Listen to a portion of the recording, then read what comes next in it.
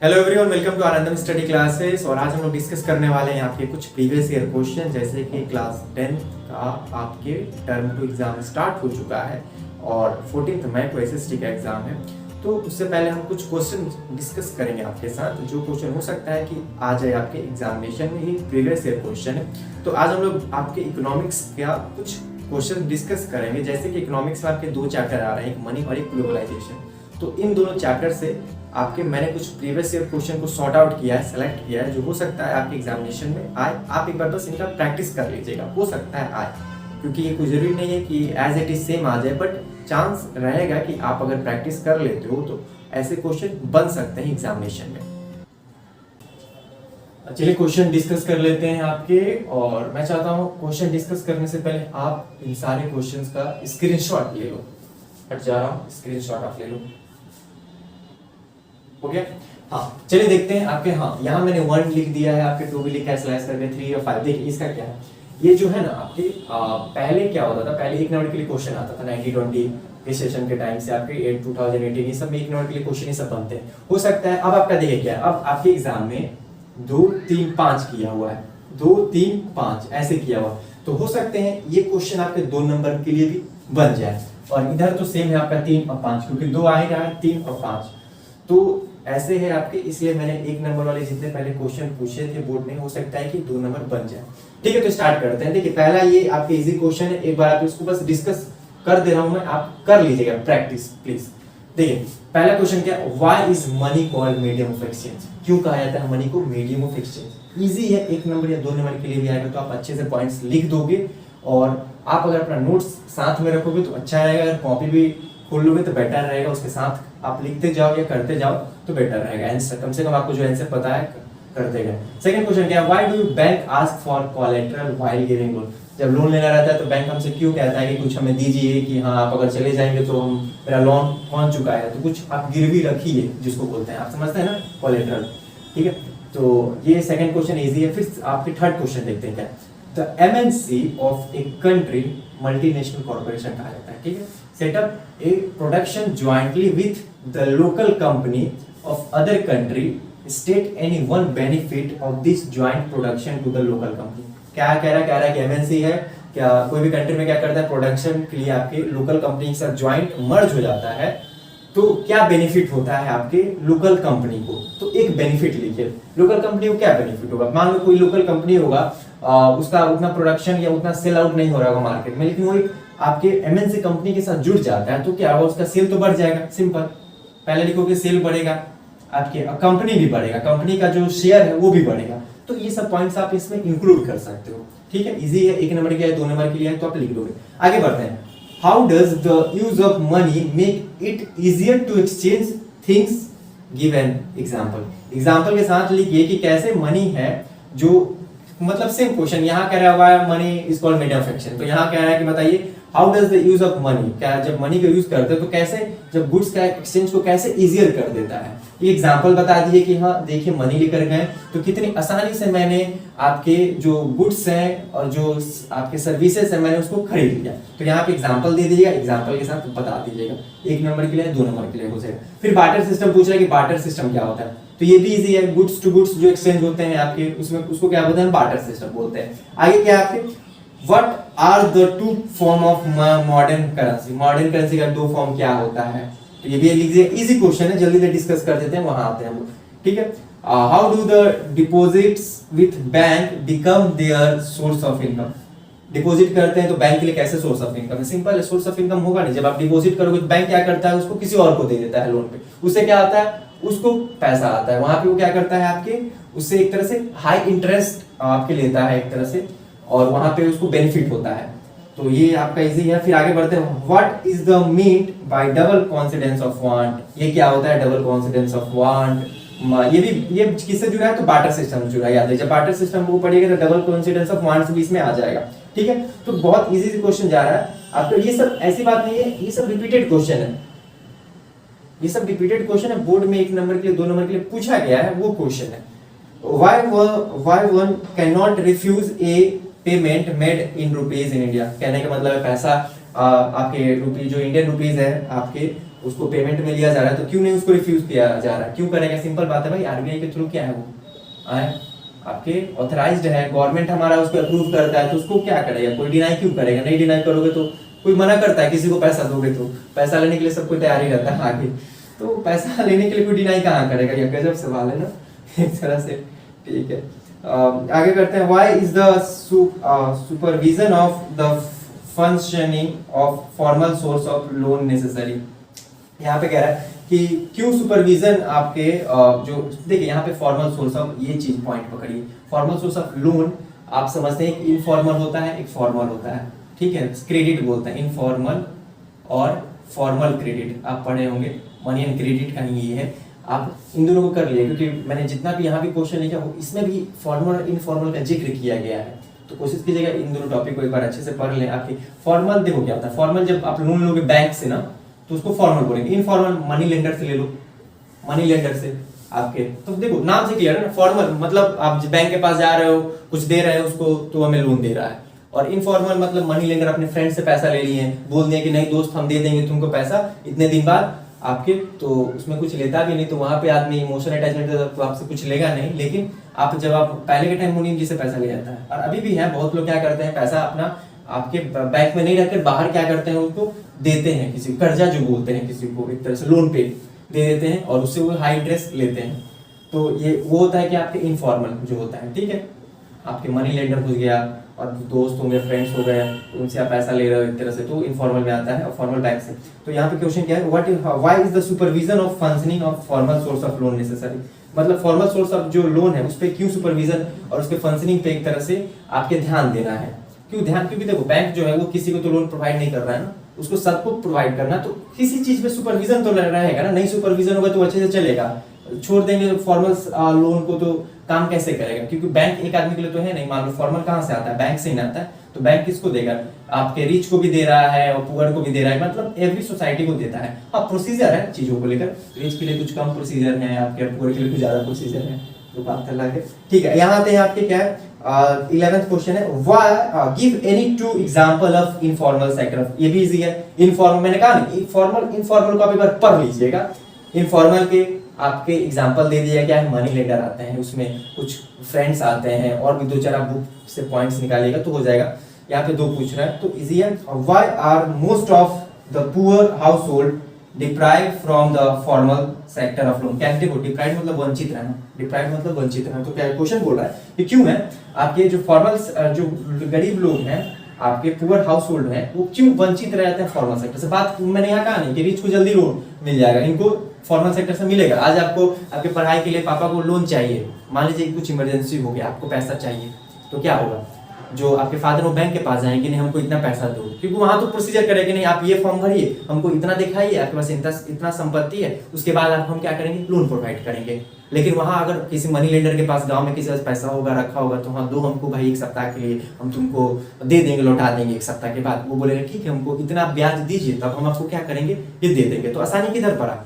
गांव में पड़ेगा, जो आपके बगल में है पैसा दे रहे हैं, क्या इंटरेस्ट में थोड़ा हाई है, लेकिन बैंक का इंटरेस्ट थोड़ा सा रिलायबल रहता है इन लोगों से, लेकिन क्या है थोड़ा सा हार्ड है। तो यही पूछ रहा है कि ये क्यों हो जा रहा है, जो पुअर हाउस होल्ड है वो वंचित क्यों रह जा रहे हैं फॉर्मल सेक्टर से? तो आप लिख दीजिए कि क्या उनका इंटरेस्ट हाई है, थोड़ा सा प्रोसीजर ज्यादा है, थोड़ा प्रोसीजर कम करना चाहिए चीजों को लेकर, क्योंकि आज आपको लोन चाहिए तो आज आपको लोन नहीं मिलेगा, 10 जगह ऑफिस जाना पड़ेगा, तब आपको मिलेगा कि हाँ आपका ये डॉक्यूमेंट सही है, तब आपको कल हम पैसा देंगे, तो उसमें भी टाइम लगता है। ठीक है, आगे चलते हैं। Why do MNC set up their offices and factories in those regions where they get cheap labor and other resources? बोल रहा है कि जो एमएनसी है, मल्टी नेशनल कॉर्पोरेशन है, वो क्यों अपना ऑफिस या फैक्ट्रीज है ऐसे जगह पे सेट करते हैं जहां पे चीप लेबर और अदर रिसोर्सेज मिले। अब एमएनसी कंपनी देखो, ऐसा जो कंपनीज होती हैं, जो फैक्ट्रीज होती हैं, वो कहाँ सेटअप करेंगे? एक अच्छा प्लेस देकर, जहाँ पे क्या है, मतलब मान लो बिहार स्टेट में ही आना है या अदर स्टेट में जाना, तो वहां पता चलेगा कि हाँ ये स्टेट सही है, यहाँ पे हमको चीप लेबर मिल जाएगा, काम लोग करते हैं यहाँ पे। तो जब लेबर रिक्वायरमेंट है, रिसोर्सेज है कि नहीं, बिहार में रिसोर्सेज भी है, तो रिसोर्सेज के लिए कंपनी सोचेगा ना सही, लेकिन एक क्या है फ्लड रीजन है, तो फ्लड को क्या करेंगे? अगर गवर्नमेंट दे देता है तो फ्लड को भी कंपनी, क्योंकि कंपनी कहीं की सेटअप करता है ना, तो उस एरिया को अच्छा कर देता है, आपके डेवलप कर देता है। तो यहाँ पे वही पूछ रहा है कि क्यों है आपके मल्टीनेशनल कंपनी क्यों सेटअप होगा, तो आप बता दीजिएगा रीजन देखिए, एक दो रीजन की, हाँ क्या रीजन है। तो यहाँ पे क्या पता चल रहा है कि आपको एमएनसी थोड़ा सा अच्छे से पढ़ लेना है। एमएनसी क्या है? एमएनसी कैसे होता है, उसका इम्पैक्ट क्या है, कहाँ कैसे सेटअप करता है, ठीक है। तो 1 नंबर के लिए 2 नंबर के लिए मैंने थोड़ा सा डिस्कशन कर दिया, आप इसको कर लीजिएगा, इजी है आराम से, ठीक है। आगे चलते हैं 5 नंबर के लिए। मैंने यहाँ पे 2 क्वेश्चन ही लिखा, ठीक है। 3 नंबर की क्वेश्चन 4 या 5 नंबर के लिए बन सकते हैं, ठीक है। इसमें बोलेगा 3 पॉइंट लिखने के लिए और 5 नंबर में दे दिए ये सबको, तो आपको बोल देगा कि कितना 5 पॉइंट लिखिए, 4 पॉइंट लीजिए और कम से कम इसको इलैबोरेट कर दीजिए। तो देखो यहाँ का analyse any 5 positive effect of globalisation on the Indian economy. Indian economic पे यानी यहाँ पे आप ग्लोबलाइजेशन को अच्छे से पढ़ लीजिए। यहाँ पे ये बोल रहा है कि ग्लोबलाइजेशन का इम्पैक्ट पॉजिटिव निगेटिव क्या है, आपके सब अच्छे से पढ़ लीजिए, क्योंकि लॉन्ग में ये पूछता ही है आपके, फिक्स है। 5 नंबर 3 नंबर के लिए सब आता ही आता क्वेश्चन है। तो यहाँ पे 5 पॉइंट्स दीजिए, इसको बताइए कि कैसे है आपके ग्लोबलाइजेशन का इफेक्ट, एज ए पॉजिटिव बताइए, निगेटिव बताइए, लेकिन बता दीजिए। फिर आता देखिए लिबरलाइजेशन भी इस बार आपको हटा दिया है, सिलेबस में मैंने देखा था नहीं था वैसे, मैंने लिख दिया कि liberalisation and describe the 4 effect, लेकिन इसको आप स्किप भी कर सकते हो, स्किप भी कर दो, कोई दिक्कत नहीं है, क्योंकि आपके था ही नहीं टॉपिक में दिया है, क्योंकि सीरियसली टॉपिक भी दे देता है, ये सब टॉपिक पढ़ाएंगे बच्चों को, इसी से क्वेश्चन करेंगे, तो ये इस बार नहीं पूछा है तो नहीं आएगा, ठीक है। 3 मार्क्स के लिए चलते हैं आपके। तो why are formal source of credit preferred over informal source of credit given in 3 points. क्या नहीं, देखिए मतलब फॉर्मल और इनफॉर्मल के बारे अच्छे से पढ़ लीजिए, उस पे क्वेश्चंस कर लीजिए, ठीक है। क्योंकि देख रहे हैं क्वेश्चन कह रहा है, बोल रहा है कि why are formal source of credit preferred over informal source of credit, give 3 reason, समझ रहे हैं। तो 3 रीजन बताइए कि कैसे आपके formal source of credit prefer करता है over informal source of credit पे। तो इसके और इसके बारे में आपको अच्छे से पता रहेगा तभी आप लिख पाएगा, ठीक है। तो इसको भी कर लीजिएगा अच्छे से, आप फॉर्मल और इनफॉर्मल को अच्छे से पढ़ लीजिए तो हो जाएगा। 3 रीजन मांग रहा है, 3 रीजन आप दे दीजिएगा। फिर second question, why is the credit a crucial element in the economic development. Economic development में क्रेडिट जो है, लोन है, वो कैसे करता है।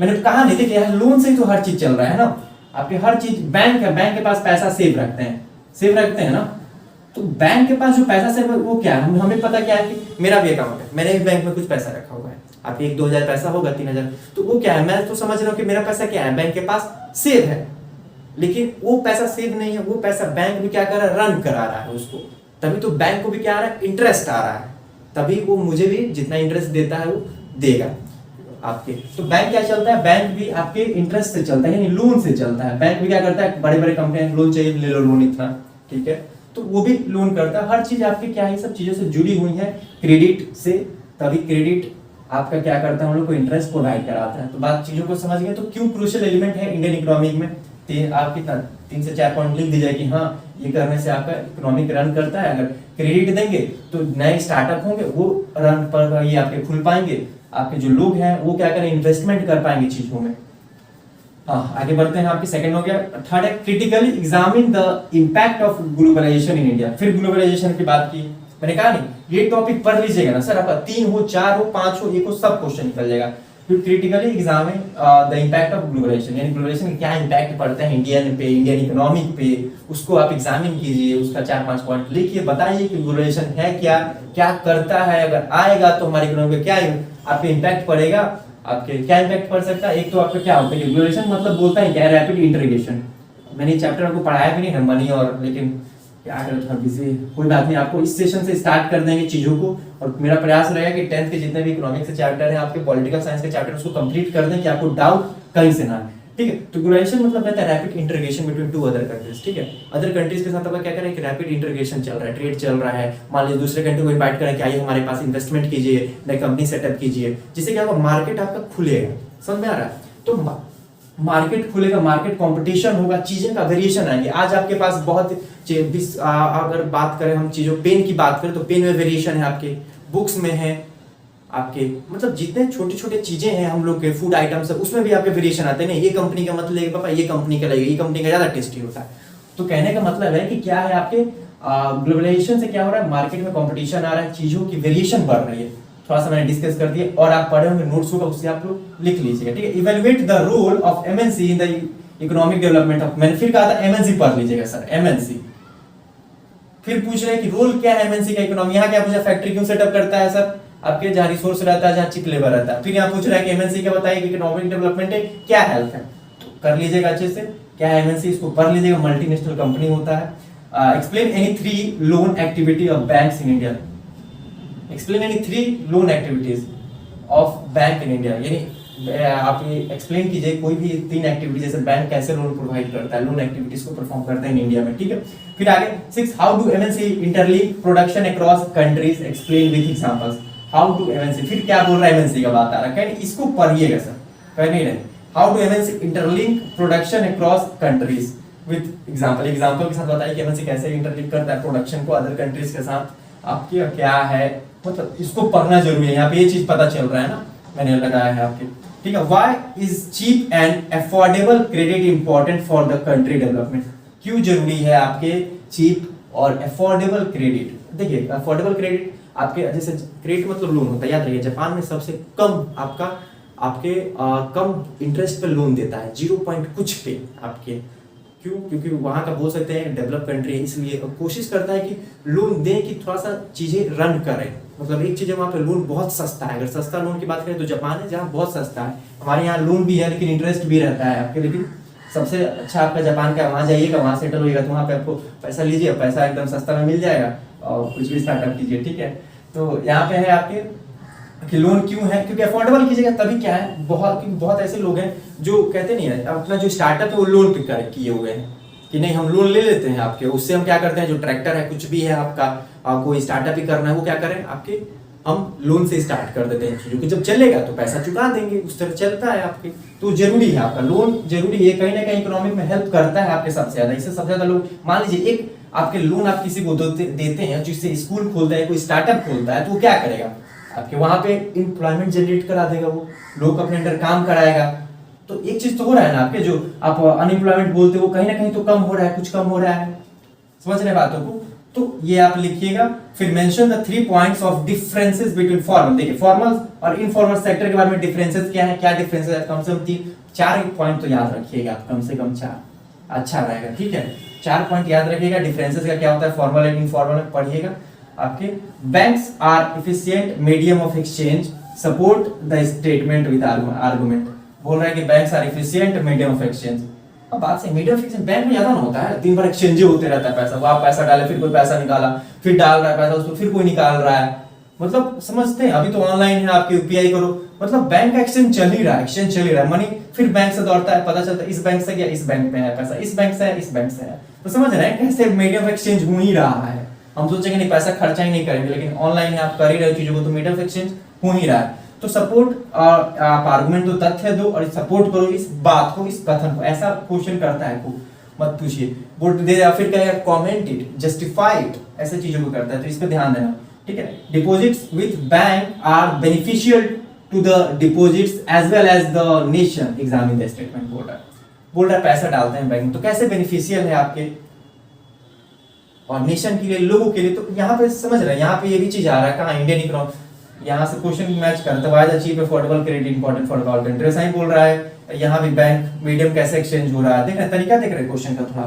कि बैंक पैसा डालते हैं तो कैसे बेनिफिट करता है डिपो आपके नेशन के लिए। अगर बैंक में पैसा रखते हैं तो एक तो चीज आप बैंक में रख रहे हैं तो पैसा चल रहा है, पैसा स्टॉप नहीं है, और सही बात है, अगर बैंक में पैसा है मतलब वो चल रहा है। आप घर में रखिएगा पैसा, पैसा चलेगा नहीं, वो तो लिक्विड एसेट कहा जाता है उसको। बैंक पानी की तरह, बोलते हैं पानी की तरह पैसा बहा देंगे, और सही है पानी की तरह पैसा बहता है पूरा। कहते हैं कि लक्ष्मी एक जगह नहीं रुकती है, सही में नहीं रुकती है, आज आपके पास है कल किसी और के पास है। तो पैसा में ऐसा है, आप हाँ पैसा में ऐसा है, चलिए लिरिक्स बन गया। तो कहने का मतलब है कि आपको क्या है कि जो डिपॉजिट है एक तरह से बैंक में डालते हैं, बैंक में करते हैं, तो कैसे नेशन के लिए बेनिफिट है, इस स्टेटमेंट को एग्जामिन कीजिए और इस पे पॉइंट लिखिए। सिंपल बात समझिए कि कैसे बेनिफिट है, पैसा अगर बैंक में डालते हैं तो क्या क्या फायदा होगा, आप ही सोचिए 2 मिनट के लिए, लिखिए। How money transferred from one bank account to another bank account, कैसे पैसा ट्रांसफर होता है, बोल रहा transfer from one bank to another bank account, क्या क्या मेथड होते हैं जिससे पैसा ट्रांसफर कर सकते हो, ये भी इसमें लिख सकते हो, पढ़े हो गए आप, याद रखें मनी में, ठीक है। Explain by giving examples that MNC are spreading their production in different ways, बोल रहा है कि एक्सप्लेन बाय गिविंग, एक एग्जांपल लीजिए, जैसे बताइए उस एग्जांपल से हमें बताइए कि कैसे एमएनसी है जो अपने प्रोडक्शन को डिफरेंट वेज में स्प्रेड करता है, क्या तरीका अपनाता है एमएनसी जिससे कि आपके अपने प्रोडक्शन हो उसको स्प्रेड करेगा, बताइए इसमें, समझ रहे हैं। Explain the meaning of fair globalisation, fair globalisation मतलब क्या, सिंपल ग्लोबलाइजेशन का मीनिंग बताओ क्या है। 3 नंबर का है तो थोड़ा सा पॉजिटिव नेगेटिव इंपैक्ट डालना, यही बोल रहा है।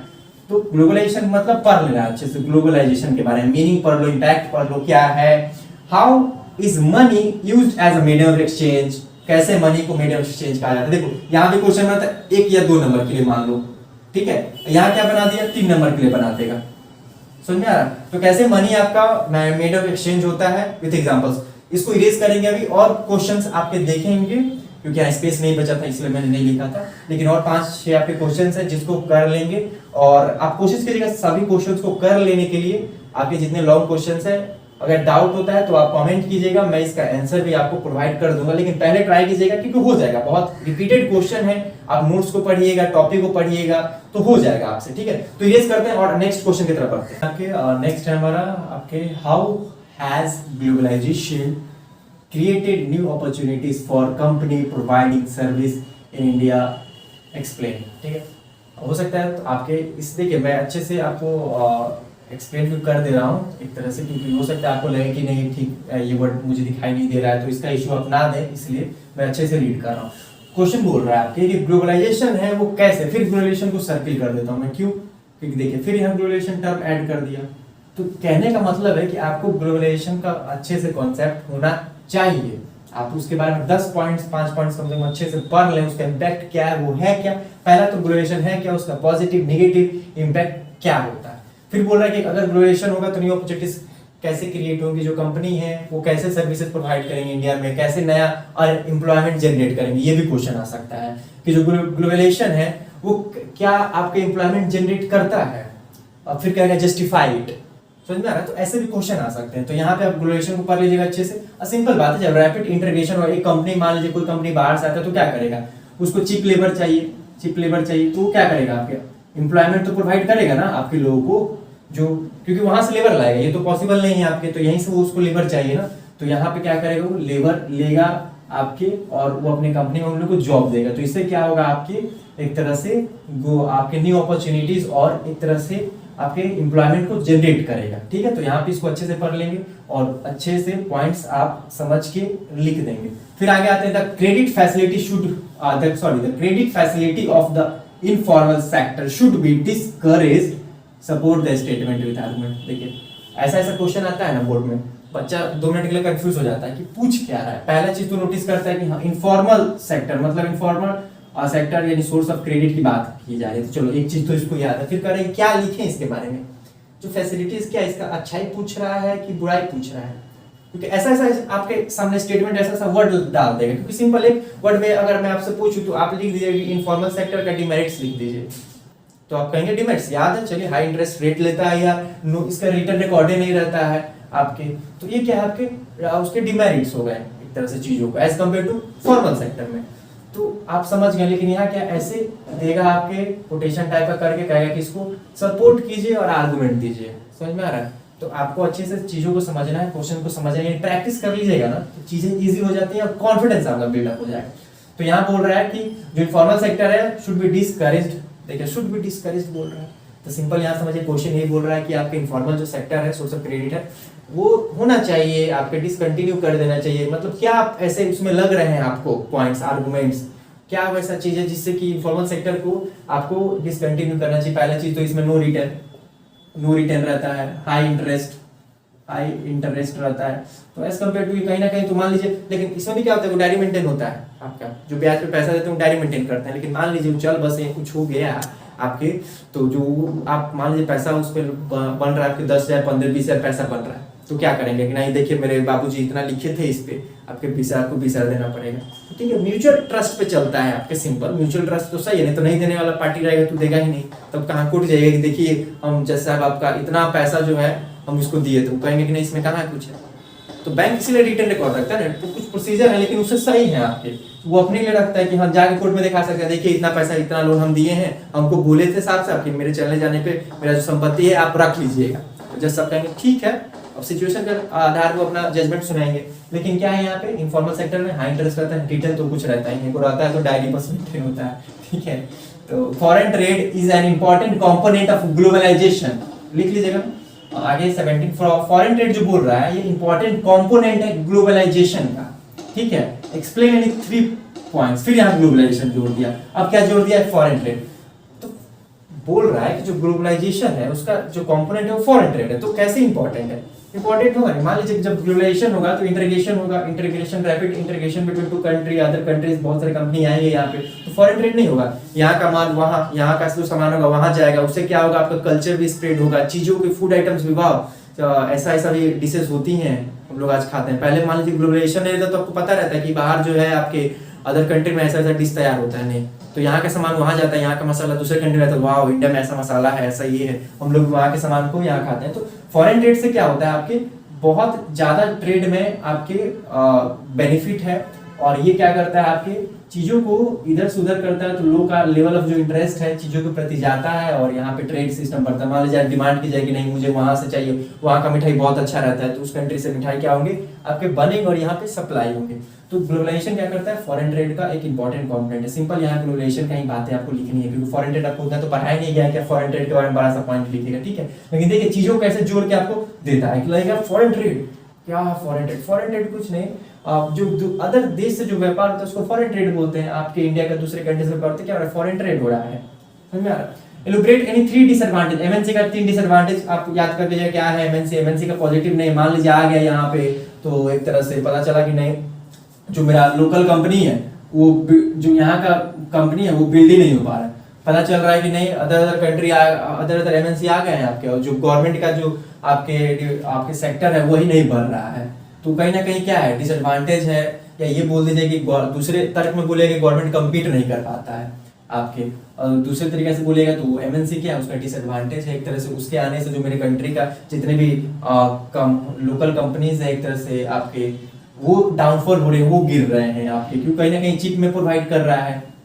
तो ये कंपटीशन का पार्ट होगा, लेकिन इस चीज को भी पुट अप कर सकते हैं। और एमएनसी के कुछ और पॉइंट्स आप बुक से टेक्स्ट बुक से समझ लीजिएगा डिसएडवांटेज क्या है। What are the main function of reserve bank, देखिए रिजर्व बैंक ऐसे सैंपल में दिया था, देखे तो रिजर्व बैंक डाल दिए, इजी क्वेश्चन है। रिजर्व बैंक का फंक्शन क्या है आपके, तो ये बैंकों का बैंक होता है ना आपके, यही क्या रहता है आपके ऑथराइज करता है मनी को, एक तरह से कंट्रोल करता है, तो ये रिजर्व बैंक का मतलब थोड़ा सा इसके बारे में पढ़ लीजिएगा रिजर्व बैंक के बारे में आपके क्या है, इसका फंक्शन क्या है थोड़ा सा।